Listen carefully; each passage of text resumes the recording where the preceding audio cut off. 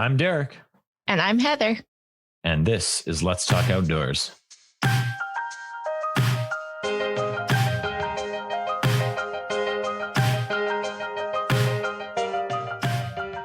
Today we are chatting with Michelle Wohlberg. Michelle, the first person from Saskatchewan to ever be on the TV show Alone, shares stories about being on the show, lessons learned, and a little bit about what she's doing now. I'm really excited about this episode. I'm a huge fan of Alone, and I'm really excited to have the chance to chat with Michelle today. Yeah, so am I. I am most interested to hear about some of the behind the scenes aspects that I wonder about every time I watch the show. So I'm excited for Michelle to talk a little bit about that. Awesome. Let's get rolling. Welcome to the show, Michelle. We're happy to have you today. Thanks for having me on, guys. Okay, so Michelle, you grew up in Saskatchewan. I did. And kind of people think of it as northern Saskatchewan, but kind of in the middle of Saskatchewan, eh? That's exactly right. Yeah. And as far as populations go, kind of north, but as far as land goes, definitely not. Yeah. And so you found yourself on Alone season 6, where you spent 48 days. Yep. In the Arctic. Subarctic. Subarctic. It's marketed as Arctic, but let's be completely transparent. I wasn't quite in the Arctic. We had some trees. Just below, 50 kilometers or something. Yeah. Yeah. So how did you decide to go on this journey? How did that come about? Well, I think to even apply to be on a television show and think you're going to make it, you have to be a little bit conceited, honestly. Maybe a little bit full of yourself, because I'm not the type to even watch television. So I didn't even own a television till after I had made the TV show and it was coming on air. So for my husband to watch it, we got a television from a neighbor. So this is my personality. Okay? And I had just been told kind of repeatedly, hey, have you seen that show? You should go on that show. It was kind of like season 1 and season 2 had already been out. And so people just kept telling me that I should be on this TV show. And I've been told about this, about other TV shows, I should go on Survivor. I should go on, whatever, I could totally do these shows. And I'm I could not care. Nothing could be farther from my desire or what I would even possibly care about doing is being on a television show. Yeah. And so I watched the season 1 and I watched a few episodes of season 2 of Alone. And I was like, well, hot dang, I really should be on that TV show. So I applied, and they had already cast for season 3, and season 3 was already released. I just hadn't seen it yet. Sorry. And then season 4 had already been cast. Season 5 was a redemption series season, and I made season 6. So I put in applied online. I found Googled it, found out how to apply. I submitted some footage of myself, answered some questions. And then one day it was in February of 2018. And they were like, hey, remember when you sent in this application years ago to be on the TV Alone show? And I was like, yeah, I remember that kind of. And they're like, well, congratulations. You've been selected for further vetting, And I was like, huh. Wow. Okay. I guess I'm in this now. Yeah. I was like, oh, cool. Well, I'm kind of busy. Does that mean I guess you can't really wait, right? So you don't know, I didn't know I'd made the TV show in February. I actually found out I had made the TV show about exactly 1 month before I had to get on a plane to leave to go be on the TV show. Oh, everything at that point was vetting. Yeah. So they told me there was 21,000 applicants for that season. And let's be honest, little Michelle over here from rural redneck Saskatchewan, as we talked about. And now I've made an impression on TV bigwigs and producers out of 21,000 other people. And now they want me to go survive, against people who literally have spent their entire lives preparing for this exact thing. And I'm just kind of redneck honestly. I mean to say, I drive an old truck with 4x4, and I like going quadding and skidooing and hunting and fishing and trapping. It just kind of like the story of every rural Saskatchewan resident. And I'm just that person. Yep. And they saw something in me that they wanted, to put on this TV show. So then I made the TV show, and then they drop you off out of a helicopter without ever having seen the place or know anything about the place. You're going to get dropped off, and they give you about 75 pounds of camera gear. And they're like, okay, well, I guess good luck with that. And we'll see you at some point in the future. Wow. And that was it. So you applied years before you were actually contacted by the TV show. And then you only have a month to prepare between like knowing that you're going on the show and actually beginning the 48 days that you spent out there. So how did you prepare physically, mentally? Oh, there's a huge process that goes along with that. I mean, you are not allowed to tell people where you're going or what you're doing. You're not even allowed to tell people the casting process or anything, So I had to quit my job. I was working, and in fact, I had more than one job. I was working as a personal care assistant at the local old folks home as a care aide. I was doing house cleaning and renovation. So I was doing painting for people and building garden sheds and stuff like that. I also had a whole farm going. So I had chickens and rabbits and geese and ducks and horses and, a whole bunch of homesteading relating things, a big garden. I was looking after my grandma. I'm a mom, I'm a wife, all of these things. And I quit everything. So I gave away all of my animals. I quit my jobs. I told my friends that I was leaving. I sold my horses. I kept one horse and I took it to a neighbor's house. And the conversation went like this, like, can you look after my horse? She's like, yeah, for sure. Like, for how long? And I'm like, I don't know, maybe a year. And so you're not going to be able to talk to me about anything because I'm going to be unreachable. So if there's something like a vet bill or whatever, call this other friend and here's her phone number. And she also doesn't know what's going on, but she'll help financially with anything that's going to come up that, and it was like, and so I was like, a can you secret agent or like, exactly. Can you just trust that at some point I'm going to be back, but it could take a year because they signed the contract saying I would live, for the TV show up to a year. And I was like, well, it'll never go for a year, but I guess I have to prepare for that sort of thing happening. And our son, my husband and I kind of lived in separate houses. He lives in Saskatoon because he's trades the stock market. So he needs super fast internet. Yeah. And here we can barely have cell phone service. Yeah. So, so he was there and our son lived with me full time. He hadn't started kindergarten yet. So he was out on the farm with me doing farm stuff. And so he had to move to Saskatoon to, he started kindergarten there. My grandma had to move into a care home, an assisted living place because I was leaving. I couldn't look after her any longer. And then so that's just your personal life to get into order. And then there's trying to source all of the gear that you're going to take on the TV show, like your 10 items, the clothes that you're going to wear, the things that you're going to take, just trying to prepare yourself physically, even to just be able to leave. And then mentally, there's things you have to do too. And for your own physical health, I naturally carry a high muscle ratio, I guess, just from doing a lot of manual labor. And so I would say that I carry a few extra pounds of valuable fat resources, but I needed more knowing that I was going to need that those extra calories packed onto my body. Going into a severe calorie deficit. So, I also had to gain a ton of weight and try to lose some of the muscle mass because it's going to you're going to burn through so many calories, so much faster having a high, and so there were so many things like that. I'm like, okay, well, you have to start preparing that just in case you make the show, you're going to have to put some of these things into play. But I mean, it's different when you're actually told, okay, well, you did make it.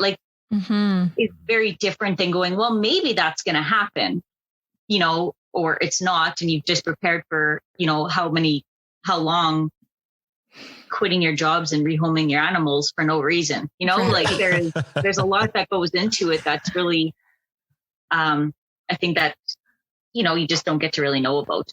Yeah.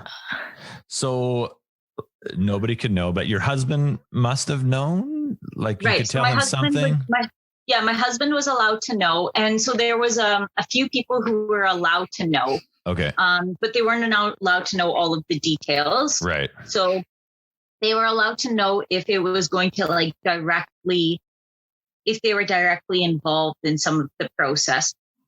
So if you win the TV show, which spoiler, I didn't. But if you win, you have to have 3 people on standby to come that the TV show can contact to come and tell you that you won the TV show. Right. So my husband was one, of course, was number 1 choice, but he's also going to be a full-time stay-at-home dad, so is he even going to be able to leave on the drop of the hat to go onto location for a couple of weeks, right. Leading up to me, whatever. Yeah. So if he couldn't make it, who was my backup? So one was my cousin David, who also kind of made a cameo in the TV show introduction when they're introducing me. Mm-hmm. And then the other one was my husband's cousin, Kevin, who didn't make the TV show because he lives in Alberta. So those people knew, and my grandma knew. Yeah. But really outside of that, nobody really knew what was happening. Like a few people kind of had to know, there were backup childcare people that I had to put into place. But otherwise I live in a really small community. And if word got out about it, it could even jeopardize me being allowed to go on the TV show. Because if you can't keep a secret before you go, you're certainly not going to be able to keep a secret after you come back if you won the TV show. Or if you know who won the TV show, and that's going to cost them potentially the whole season. There's huge financial implications involved, and the amount of non-disclosure agreements and stuff you have to sign. It's kind of crazy. How do you prep your son for leaving away? For that, so my mom died when I was very young, and I didn't really realize. I mean, I always kind of start my story there because I was 7, right? My mom died when I was 7, passed away when I was really, really young. And the reason why I generally start my story there is because it's such a huge milestone in what my story is. And I didn't want my son to grow up to ever have to start his story if something happened to me and I passed away or, something like that. I didn't want my son's story to start at that point. I wanted there to be a beginning before that and, and a story after that. And so we had some really close friends just pass away completely inexplicably. One from a heart attack like that at a super young age. It just never should have happened. And it really affected us really deeply.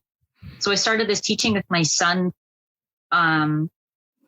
where, it was kind of like a mantra I had made where I would say, if you're starting to miss mom, all you have to do, is listen to your heart, because I grew you inside of me. My blood is your blood. You were grown from my bones, my strength and my memory and my ancestors' memory and everything like that's already been passed down through you. It's already it's already inside of you. And so when the going gets tough, just remember, that I already left you with everything inside of you that you're going to need. And you just have to find it and believe in yourself. And so even when he was really little, he's little now, he's almost 8, but it was, I would say, I love that. Somewhere quiet. Yeah. I would say, you'd have to go, listen to your heart, listen to your heart. If you're starting to really miss mom, listen for your own heartbeat, because your heartbeat is the same as my heartbeat. Yeah. And that's really, really, and then I remember in the airport, my husband, he took off my wedding band because I wasn't allowed to wear any jewelry or anything. So I made him take off my wedding ring so that he was holding it while I was gone. And my son was running around the airport because it's a super big adventure for him, even being in an airport at 5. And I said, okay, like mommy's leaving. Like you're not going to be able to phone me. I'm not going to be able to talk to you. I'm not going to know anything that's happening. You're not going to know anything that's happening with mommy.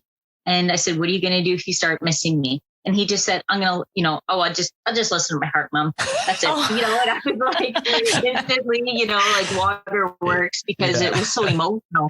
Going like, you don't know what's going to happen to you exactly, but from the history of the TV show, probably not going to be real good. The outcomes of the majority of the participants hasn't been glowing. You can tell yourself whatever you want, but likely there's going to be a lot of hardships and probably starvation waiting for you. And you're still like, I can't wait to go and do that. Let me at it. Cool. Yeah. So Michelle, I'd like to hear more about you have a behind the scenes look like so many people don't have. And I've always wondered about like the 75 pounds of camera equipment and the fact that you are in charge of filming because there's nobody else behind the camera. Like it's all you. And Derek, would you mind chatting about what you compared it to? Oh yeah. As I was watching through, I'm always intrigued because everybody talks to camera and it seems like everybody has moments that are just like dancing or singing or poetry or like whatever. They're just talking to the camera. And I kind of likened it to like Tom Hanks with Wilson in Castaway, where like that volleyball keeps you sane because you have someone to talk to. And that was like, is it similar? Like, is that camera offer you some way to have someone to talk to? For sure. So you're not allowed to have a pen and paper or a journal or a book or anything like that. There's nothing like that. Like you could create a story stick, or if you made paper or birch bark or whatever and use like you could devise a way to create your own writings, but it's not like you're allowed to take a pen and a pencil. Yeah. So, and the reason is because they want all of those moments captured on camera.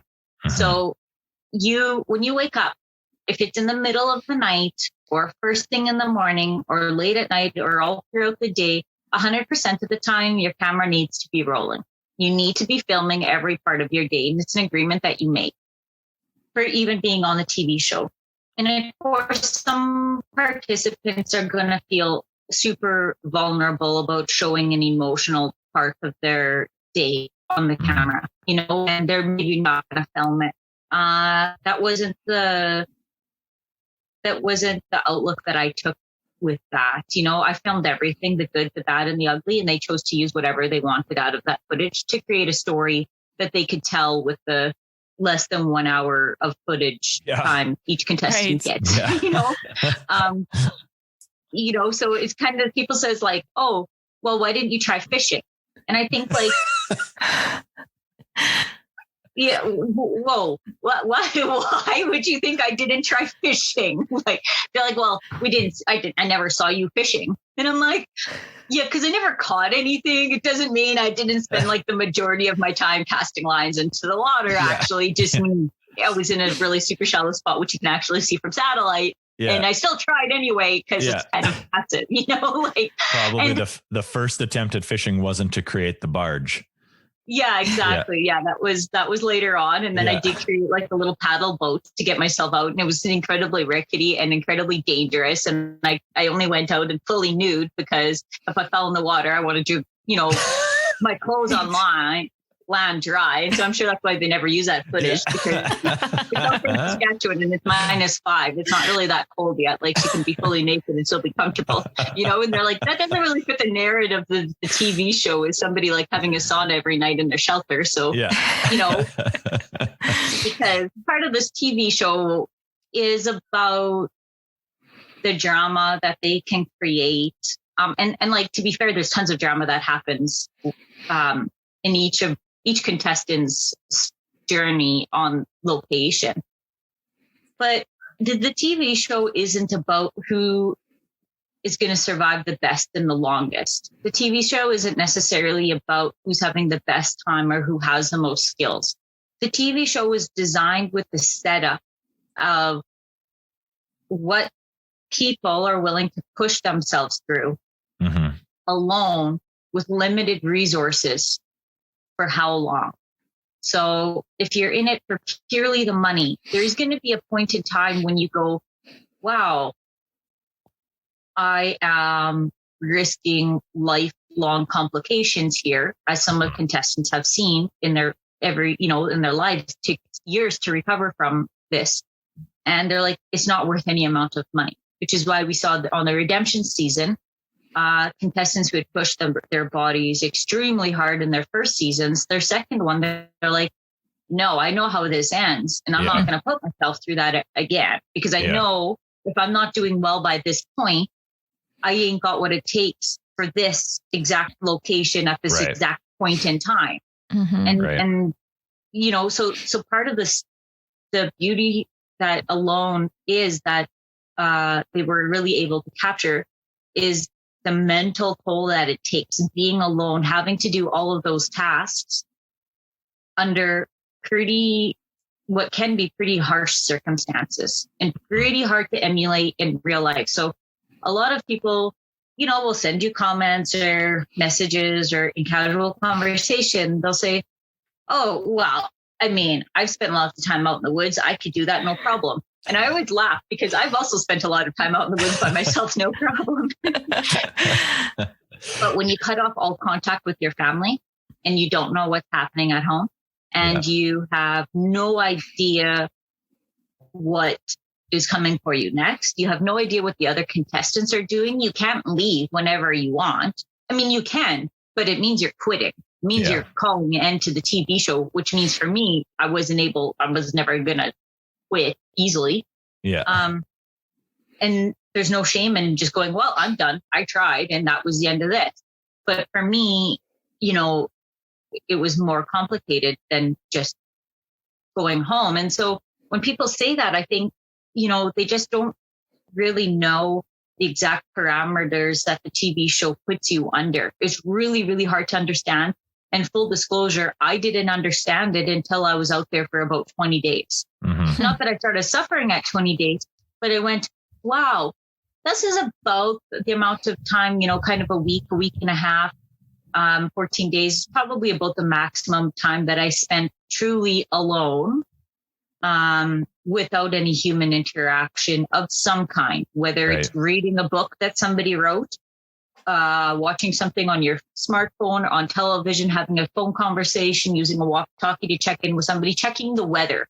Yeah. Right. Like you're cut off from all of those things. Yeah. And there is a place in your mind that you get to go that becomes more primal, but there's definitely a little pinnacle there that you got to get yourself over, if that's the right word, a little hump that you have to go, oh, okay, well, this is really actually happening. I'm actually here now.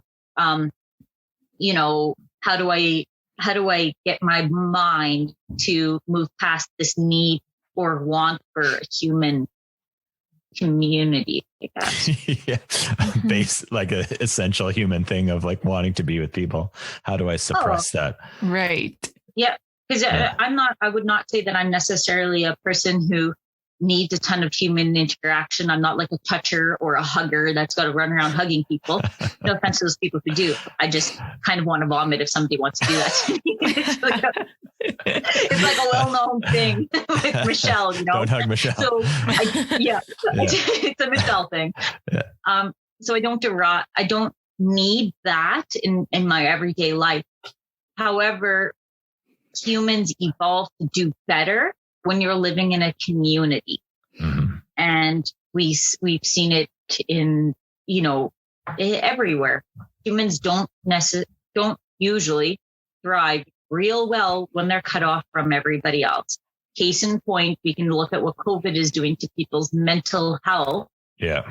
Currently in this pandemic. Yes. And that is a very small piece of what contestants feel like being on that TV show, So you were kind of alluding to what brought you to leave the show or leave after 48 days. But I'm wondering if first you could talk about like the medical checks, and that's another background or a piece of background information that you might have. So how often do they come and do the medical checks on a loan? And then would you say you like looked forward to the contact with another person that those medical checks brought? So the medical checks are generally completely dependent on the health of the contestant. You do not know when they're coming without maybe a few hours notice. We do have the same thing that allows us to tap out of the TV show.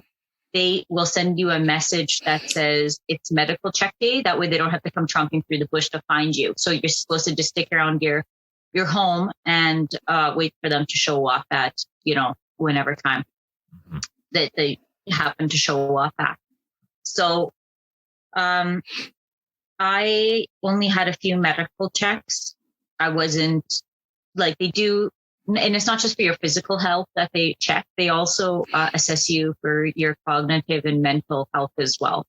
So you have to kind of go through a series of of checks. It's not just you're checking your blood pressure. There's other things involved there as well. So I was really actually strong all the way up until the very end.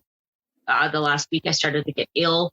So I didn't actually get a lot of medical checks, and people always want to know, well, how do there must be a cameraman because there's no way you can have all the batteries you need to film everything. And that's true. We would never be able to have enough batteries, but they do a blind draw. So I send a message that says, media low. And so I put everything in a wet, dry bag, or a dry bag. And I just put it out on, under a rock, and then they come at some point and then they just swap that out, and I'm not allowed to have any interaction with them.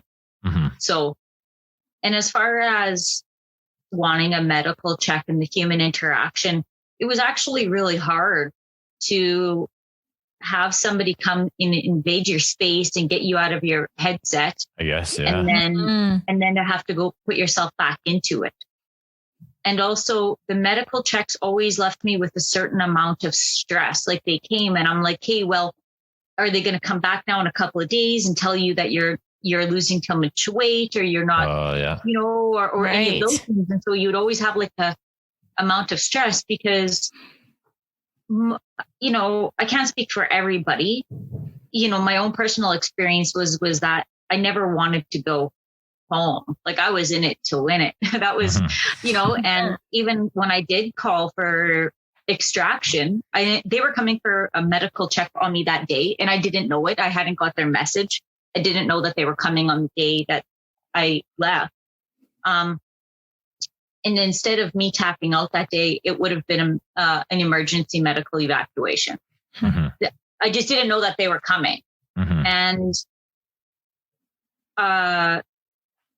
even when I called and told them that I needed to go home, they didn't really believe me because the last time they had seen me, I had moved up to one of the strongest mentally and prepared contestant during that time. So my mental reasoning and cognitive abilities and all of it, I was really strong, and I had stopped losing weight, and I had my traps out, and I had all of these big plans, and all I was doing was waiting for it to get cold enough to freeze the ice so that I could get out ice fishing. And I was just playing a waiting game. I was like, I need like another week or two. And then if I'm out ice fishing and I can get into that, I needed to get out about 500 yards off the shore to get into deep enough water where the fish were going to be. And I was like, it's all over. I'll be here till summertime. Yeah. I'm set now, Yeah. It's like my shelter currently, I can strip down and have a sauna in it every single night, wash my hair, braid my hair, have some self-care. I've got food. I've got a good grasp of what's going on here. It's all okay, And so I was like, I just need a little bit. I just need it to get cold. Yeah. And so, the last time that they had saw me, it was like I had moved up, like I wasn't going to get pulled anytime soon for starvation. I wasn't going to get pulled anytime soon for having mental, the mental stressors that they could see that could start fracturing somebody's ability to stay alone, Right. And so, yeah, I just didn't know. I didn't even know they were coming that day for a medical check. And so when I called them, they were like, yeah, kid, like, is it an emergency? And I was like, they're like, do we need to send a helicopter? And I was like, yeah, probably be fine, but like, when are you guys going to come? Like today or tomorrow? Cause like, I probably shouldn't wait till tomorrow. Like I probably need to go today. And because even then I didn't want to be like, yeah, no, I probably need a helicopter. Yeah. But I did. Right. And I had to go to the hospital and I needed 5 liters of fluid intravenously before my heart would stabilize, because I was so far gone by that point. I was just like, well, yeah. Yeah. That would be good. And they came and they're trying to film me. And I'm like falling over and I don't even remember much of it because I was so out of it at that point. I'd been vomiting for 3 days and I know they can't show everything on television and it's easier just to go, well, it was this one thing, but like, no, I had some serious medical complications going on that is not easily explained by any one thing, like it just snowballed. And like I said, 5 liters of fluid later before my heart wanted to beat normally, like that last night, I knew I was probably going to die. And I was like, well, if I don't go to sleep, I can't die. Right. So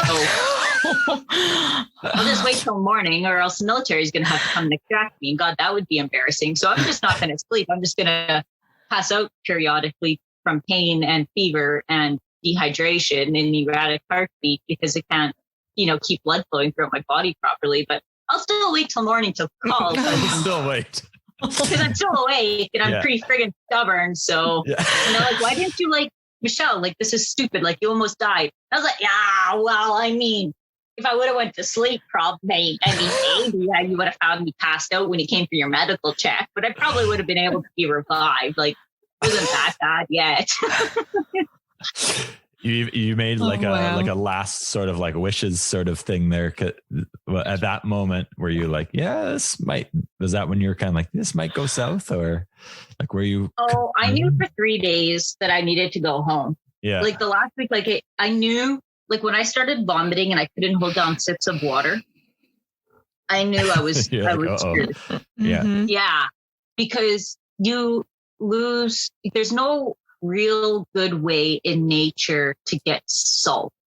Yeah. Like you can use plants if you can find them and you can bake them down in ashes to make an ash cake to help get some salt, which is really super hard to do it. It's really super hard to find those, especially in certain areas. There's a reason why entire empires were built on salt trade, and when you start vomiting like that, you lose your salt. There's no way to get it back the amount that you're putting out. Yeah. And so I knew that the dehydration and the lack of salt was really going to start affecting me. And sure enough, after the first day, I started to get really super dehydrated just from the vomiting and then the dry heaves, and I had a fever. Yeah. And I knew I needed to go. But on day 2, I made the decision, like I was going to have to go and pull all of my snares because I had over 100 game snares set out, spread over a pretty vast area.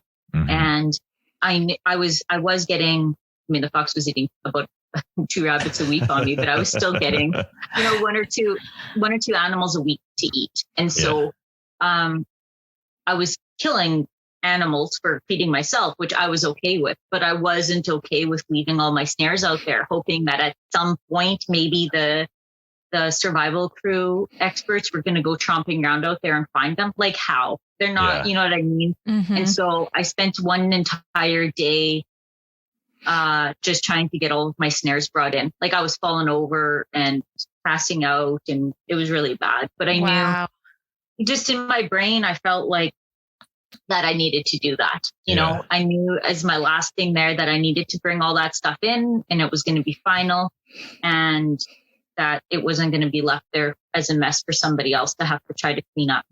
Right. So I did that. And then so the night of night 2 was really bad, where I thought, I was like, well, if I don't go to sleep, I won't die. And for the first time in my entire stay there, that night, I took out my extract button, my emergency extract button that's on your little GPS thing. And like, I'd seen it, you know, I had to send messages on this thing that said like, I need media or whatever, but you can't talk to somebody about it, anything other than, you know, things of vast importance. And I took it out of the little pouch, you know, that you always have to carry on your person. And I took it out and I looked at it and I put it in my sleeping bag with me, you know, and I was like, wow, it's really bad for me to even take it out and look at it. And like, I gotta put this in my sleeping bag with me because I might not be able to find it and I might be really bad and I might need an emergency extraction in the middle of the night via helicopter. Yeah. By the military, you know, because that's your only extraction option at that point with the ice conditions that were happening and stuff. So, and then that morning came and I waited for first light and dragged myself outside and, you know, called it in. And I knew. And so, but even then, like I said, when I called, they didn't really believe me because it was so hard to believe that I had deteriorated so quickly. And then, you know, I went to the hospital for a while and went through treatments there. And then I would say it took me about a month and a half, almost a month and a half for me to be able to actually leave the base camp because I was so sick. I couldn't walk without passing out. So like my heart needed a lot of pampering to kind of be able to stabilize and come, you know, control my blood pressure properly. It was pretty wonky for quite a while before I could kind of recover from that. So yeah, so you needed just as much time of recovery as you had out there alone, hey?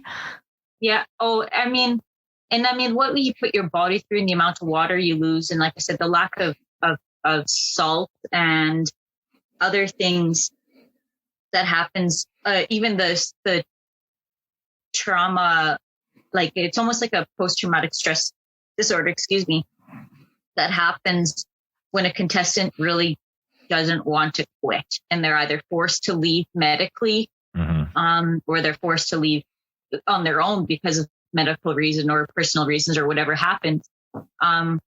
Most people have some sort of symptoms like a post-traumatic stress disorder that actually arises from it. And it can take up to a year, if not longer, for your body to, depends on how hard you pushed it and what your body was used to before, but before it stops gaining weight irrationally, before you're physically at the peak of where you were before you left.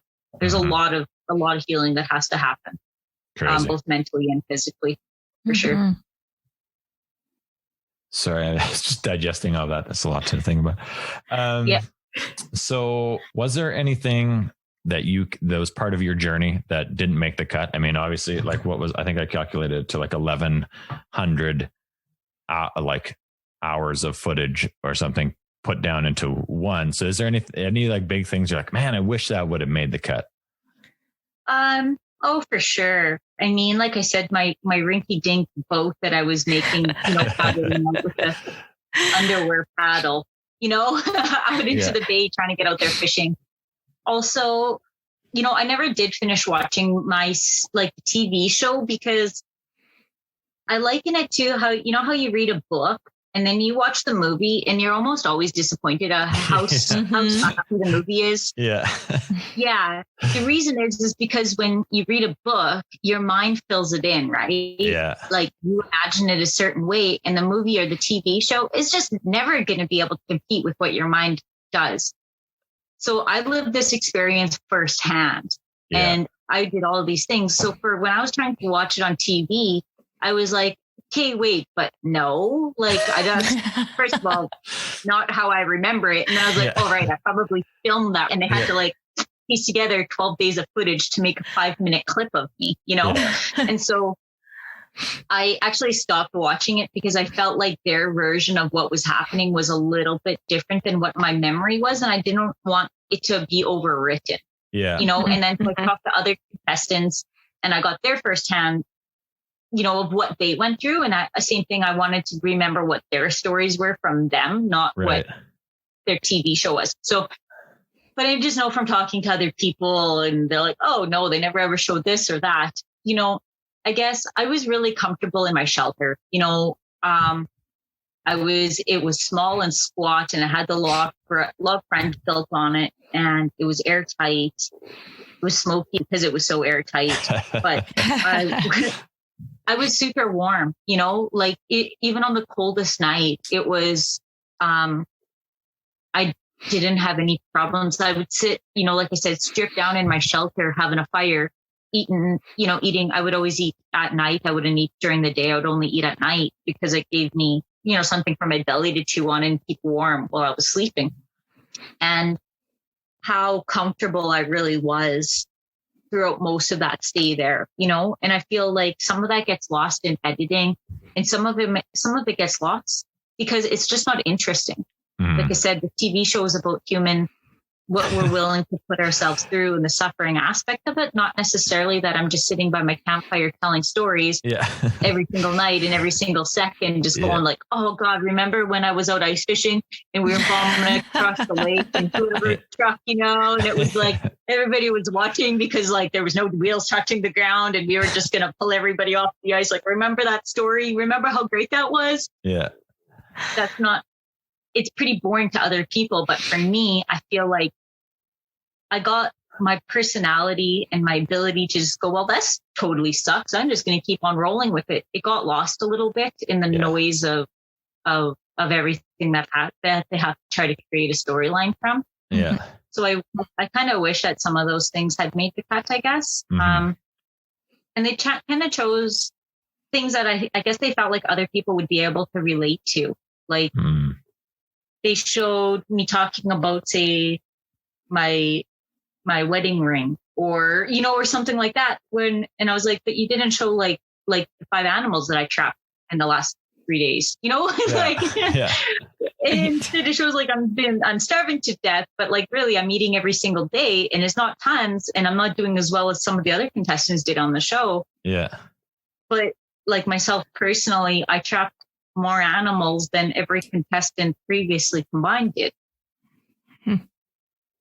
So, you know, because we had the rules and we were allowed to do that. And I was like, but it's not shown. It shows like, did you really think I did 48 days and I ate like 1 chicken and 1 rabbit? Yeah. And the fox took all the rest of your food. Like how did you survive that long? Yeah. Yeah. You know, like I just, and so it's kind of like, I feel like sometimes some of that gets lost and you understand why when you think about, I mean, how many selfies does somebody take of themselves or like recording little clips before they get like even something usable? Yeah. You know? So I definitely understand why why it's all edited and why it has to get put down the way that it does. And I mean, really, they do a fantastic job with, I'm sure, what most people give them. So after, I guess your entire experience from the month of preparation, once you learned you were on the show, to 48 days alone, and then 48 days recovery after, and then the year after that, what would you say was your biggest lesson from your time on Alone? I think that it was pretty, I think that it's still awesome that I mean, I'm always going to, first of all, I'm always going to be super hard on myself. Like nobody's more disappointed than me that I didn't win. Like, I was, like, well, we didn't win. I was like, I know it completely surprised me. I was not prepared for that. But having even made a TV show is a little lesson in about believing in yourself. I applied for something when I felt like I was like, hey, you know, I would be a good fit for something like this. Like I do have skills and I do have value. And I mean, it's a lesson. It's a lesson about believing in yourself and the things that you have to offer. You don't have to be an expert and know every single thing about every single something to enjoy liking that something. You can enjoy something without being a bona fide expert in it. Mm-hmm. So I feel like that's something that I really learned and I really took away from it, was just, you have to have that belief in yourself that you have that value and you have something to offer, and it doesn't matter throughout your life if the other people see it or don't, as long as you see it in yourself. A question that I always have about the show is with casting. Like, it always seems like there's some super macho dudes. Maybe there's one girl that cries all the time. There's a few people with complicated backstories. There's always like more guys than there are girls.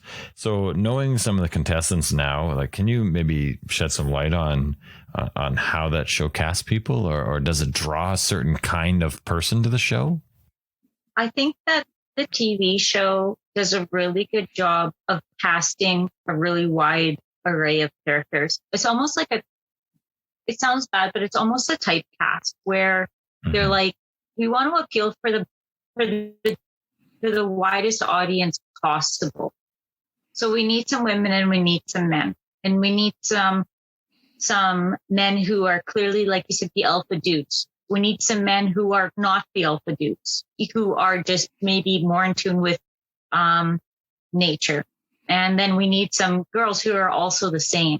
So I do know all of the contestants who are on my season. I wouldn't say that I know them, again, intimately or, better than anybody else, but I know them fairly well. And if you look back over the seasons, you can kind of really see a similar style of person that gets cast. And I think that's intentionally done, just to appeal to as many people as possible. I mean, like, let's be honest, I'm not going to be everybody's favorite on the TV show. I never was, and I'm never going to be. But there are people who saw me out there, and the little bit of that they got to see me on social media, and they're like, oh yeah, she's totally the person who just made a hand puppet. I mean, I made one. It's not like making a rabbit hand puppet is the first time I've done that before. Like, I've got them on my social media pages. I've done them out of skunks too. It's like, not everybody. Even though I literally cried over getting that rabbit and I kept it, I still have the rabbit at my house. And I ate all parts of it. It's just not gonna. If the TV show was just filled with people like Michelle, it's not gonna appeal to everybody. It's just not. And so they really have to kind of look for really diverse personalities and characters, people's character to fill the show, I think I think that's why you see such a array of personalities, being cast. Mm-hmm. Okay. So after all this, I mean, and we want to get a little bit into like, what are you doing now? And I think this might lead into that a little bit. Is after all this, if I was like, hey, I've never, I'm interested in maybe learning some survival skills, interested in getting outside, but I'm maybe kind of new to it. What would be, the most essential skills that maybe I should start with from your perspective? The most essential skills of getting into the outdoors is just starting small. So sometimes I see people and they're like, oh, hey, I just went for a snowshoe today, or I just went for a walk today and it was really cold. And they were like, what didn't work was my clothing. And so they're like, next time I'm going to wear a balaclava, or I'm going to wear an extra layer, or put one in my backpack. And that's all that it takes. And then as you get more experience doing more and more of those little steps, those little things, you're going to be the type who can go out on get dropped off in a subarctic adventure. Not everything has to be that extreme though, right? But you know what I mean? Like, you just kind of do little bits at a time, and slowly start pushing yourself out of the comfort zone until you get enough experience to go, okay, I now have enough experience to know that I don't in fact know everything, and that this could go really bad if I'm just not a little bit careful here. So I don't need to like go out and buy myself, a brand new axe, a brand new knife, a brand new fire starter, full Gore-Tex, everything. I don't need to deck out on all the clothing first. I could just go and have some smaller experiences first.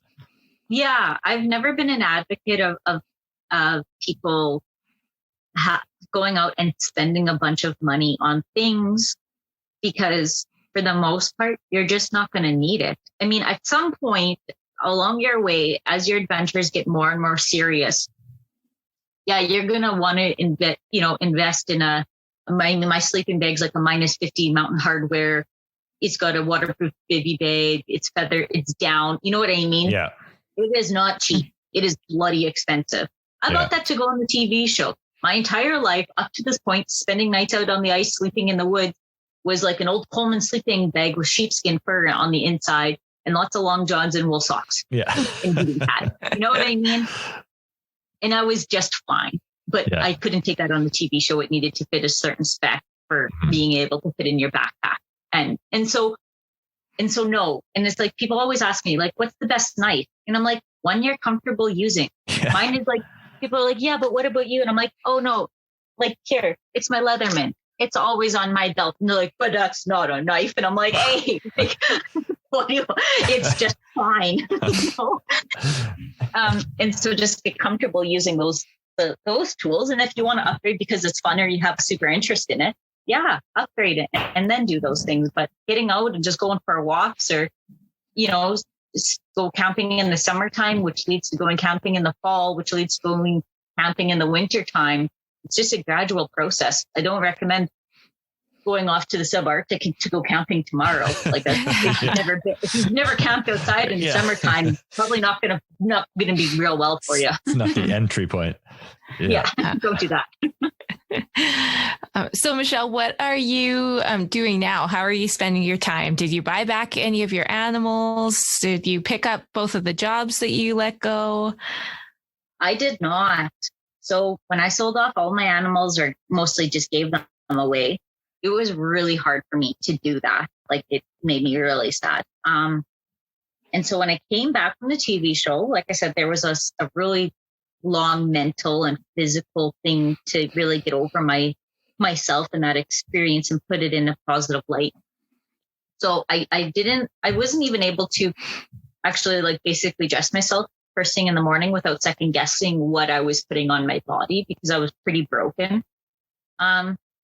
But I have a friend who owns a fishing camp in northern Saskatchewan, and he kind of knew what was going on with me to an extent. And he said, hey, like, you've been with me in the past. Why don't you come up in the wintertime and come help me? And so I did that. And so that kind of started me on this process of just being a full-time guide, which is what I'm doing right now. So I've done a lot of hunting and fishing and stuff in the past and taking people out, but I wasn't being paid for it as a guide. I was just, doing that for folks.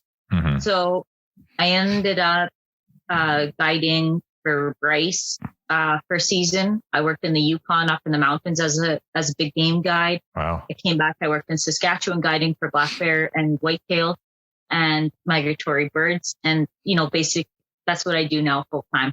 So I've moved from being a homesteader to guiding year round. So it's I guided last year for basically like 10 of the 11 months that I was gone. 1 month I spent just hauling in supplies into a fishing camp. Wow. So yeah, this year I only worked in Saskatchewan because of COVID and lockdowns and such. Next year I hope to work again in the Yukon or somewhere like that in the mountains.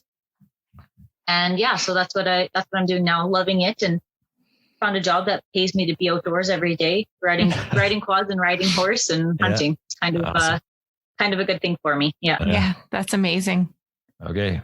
I think we have two questions that we ask everybody to wrap up. So, where would be your favorite outdoor place to, like, go adventuring in Saskatchewan? I'm definitely in love with my fishing camp up north. So that's on a Squatigan Lake. We do fly-in fishing trips in the summertime. In the winter, it's only accessible by snowmobile, either from L'Orange or Stanley Mission. And it's remote enough to make me happy, when I got generator power and it's all set up and there's no running water in the wintertime. And I really really love that place. It's right up at the top of the Nistoyak Falls, which is extremely picturesque in Saskatchewan. If you've not been there, look me up on Facebook or wherever, and you know, I can set you up. But I definitely love that. And then now, you know, I'd say my second favorite place is this other camp I'm working out of, is just east of Prince Albert, and it's like, you know, Breakaway Outfitters, Western Trophy Outfitters, and I'm taking that camp from what was purely a hunting camp. And this next winter, I'm going to have it set up for kind of an all-season destination. So I'm going to be offering like snowmobile rides, snowshoeing, cross-country skiing, maybe some horse rides, cool, ice fishing, that sort of stuff out of that camp, because it's a little bit easier to get to. It's drive up. It's not super far. But it's really beautiful, and it's right on the snowmobile trails. So I just love being able to get out into nature and into the wild, and just live without, I guess, the need for technology or feeling like you have to constantly upgrade or compete with somebody. It's just about living then, you know, and I really, really appreciate those areas in Saskatchewan. Right. Cool. Which leads us to our final question, Michelle. If you could change one thing about the world, what would it be? You know what? I think that the world would be a lot better place if everybody had just a little bit more compassion, a little bit more understanding for what other people are going through, and being able to see things from other people's perspective. I guess a little bit of compassion would go a long way into changing some of what's going on in this world right now. Wholeheartedly agree. Yeah, I'm with you there. So Michelle, it's been great to chat with you today. Where can people go to learn more about you, learn more about your work, maybe connect with you? So my Instagram under my name, just Michelle Wohlberg. It's pretty easy. I have a Facebook page also. It's under my business's name, Legacy Survival Training. Michelle Wohlberg. And I do have, you know, of course I have a YouTube page, but it's pretty well dead. I realized I just didn't have the time or the effort to make videos. Yeah. You've done a lot of that before. Yeah. So. Yeah. Other than the 60-second clips that I've now put on TikTok. So I've been sharing through the TikTok because it's a lot easier to create those little bursts of videos, you know, which again is just under my name, Michelle Wohlberg. And yeah, and from there, I link to the business pages that I'm affiliated with. I currently don't have any sponsors from anybody. I should mention that. So anything that I pitch or talk about is because I actually believe in it. And I believe in the places that I work for or are partnered with. So awesome. Nothing but honest reviews from me. Awesome. Well, thank you so much for joining us, Michelle. Yeah, thanks for having me on, you guys. Thank you so much. So I learned a lot from Michelle about like behind the scenes from Alone, and I can't believe the strength that it takes to not only just be alone for those 48 days, but the recovery after. Yeah. And she was pretty candid with the struggles that she went through after. And I really appreciated hearing about that because we don't see the cameras rolling after people leave. Right. So yeah, it's crazy to think about like what happens next? You almost can have like a whole series of like after Alone, you know, like what does that look like? What happened? Well, so, I mean, even if you look at Michelle's life in 2016 compared to now, right? Like before the show and after the show, it's completely different for her. So I can see that it changed her, and it's nice that she had some positive takeaways as well. Did you have any big takeaways for yourself from talking with Michelle? I liked her advice to start small. And I think that's something that I battle with all the time when I'm going outdoors. I'm like, oh my goodness. Well, I do this Let's Talk Outdoors podcast, and here I am, it's -50 outside and I'm choosing to stay inside or something like that. Right. And there's always that battle that I'm not doing enough and that I'm not like going hard enough in the outdoors. So just hearing like, hey, start small, baby steps, and that's okay.